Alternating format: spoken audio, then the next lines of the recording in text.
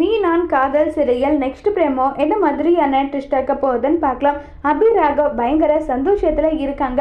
அப்ப ஆகாஷ் ராகவ் கிட்ட சொல்றாங்க, இதே மாதிரி எப்பவும் நீங்க 2 பேருமே சேர்ந்து சந்தோஷமா இருக்கணும், இது மட்டும் தான் என்னுடைய ஆசை நல்லா சொல்லிக்கிட்டு இருக்காங்க.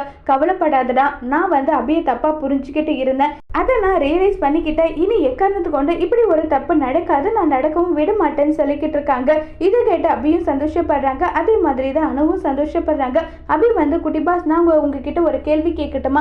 என்ன அபி இது, கேள்வி கேட்கட்டுமா? பர்மிஷன் வேற கேட்குறேன். என்ன கேட்கணும்னு தோணுதோ உனக்கு நீ கேளு, தாராளமா கேளு, நான் உனக்கு கண்டிப்பா பதில் சொல்லுவேன் எல்லாம் சொல்லிட்டு பேசிக்கிட்டு இருக்காங்க.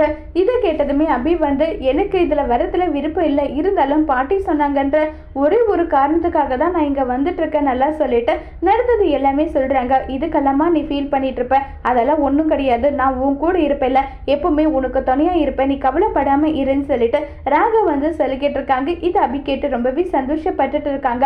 எல்லாம் 3 மாசம் தானே சொன்னதும் உடனே ஆகாஷ் என்னது 3 மாசமா, அது என்ன 3 மாசம் சொல்லிட்டு கேட்குறாங்க. உடனே இல்ல அப்படியெல்லாம் எதுவும் இல்லைன்னு சொல்லிட்டு அப்படியே பேச்சை மாத்திடுறாங்க. இப்ப என்ன செய்ய போறாங்க நம்மளுடைய ஆகாஷ் உண்மையை கண்டுபிடிப்பாங்களா இல்லையங்கிறத வரப்போற எபிசோட்ல வெயிட் பண்ணி பார்க்கலாம். தேங்க்யூ.